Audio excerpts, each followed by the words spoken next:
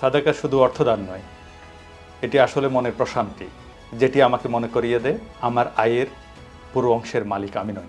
একটা অংশের হকদার গরিব দুঃখী মানুষ।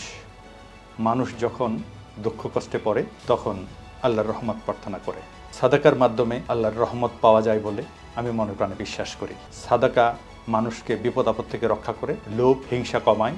সাদাকার মাধ্যমে মানুষের মুখে হাসি ফোটানো যায়, মানুষের ক্ষুধা নিবারণ করা যায় এবং সাদাকার মাধ্যমে অসুস্থ মানুষকে চিকিৎসার মাধ্যমে সুস্থতা দান করা যায়। সাদাকা বক্স আমার বিশ্বাসের প্রতীক। আমার প্রতিদিনের দান আমি মনে করি একটা মানুষের আশার আলো হতে পারে। যখন দেখি সাদাকা বক্স পূর্ণ হয়ে গেছে তখন আমি অনুভব করি প্রশান্তির ছোঁয়া। ছোটবেলা থেকেই আমার বাবা মাকে দেখেছি গরিব দুঃখী মানুষকে সাদাকা দান করতে, ধর্মীয় প্রতিষ্ঠানে সাদাকা দান করতে, যেটা আমাকে উৎসাহ জুগিয়েছে। আমি মনে করি এটা একটা ইবাদতেরই অংশ।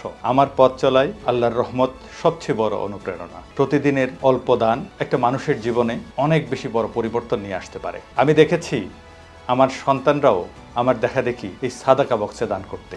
আমি যখন বাসা থেকে বের হই এই সাদাকা প্রদান করে আমি অনেক নিরাপদ বোধ করি। সেন্টার ফর জাকাত ম্যানেজমেন্ট একটি বিশ্বাসযোগ্য, জবাবদিহিমূলক এবং পেশাদার প্রতিষ্ঠান। তাই এই সেন্টার ফর জাকাত ম্যানেজমেন্টের মাধ্যমে আমরা যদি সাদাকা এবং জাকাত প্রদান করি তাহলে এদেশের মানুষের ভাগ্য উন্নয়ন হবে এবং সেই সাথে সমাজের বিরাট একটা পরিবর্তন আনবে। তাই সবার প্রতি অনুরোধ রাখলো আমরা এককভাবে সাদাকা অথবা জাকাত প্রদান না করে সেন্টার ফর জাকাত ম্যানেজমেন্টের মাধ্যমে সাদাকা প্রদান করি।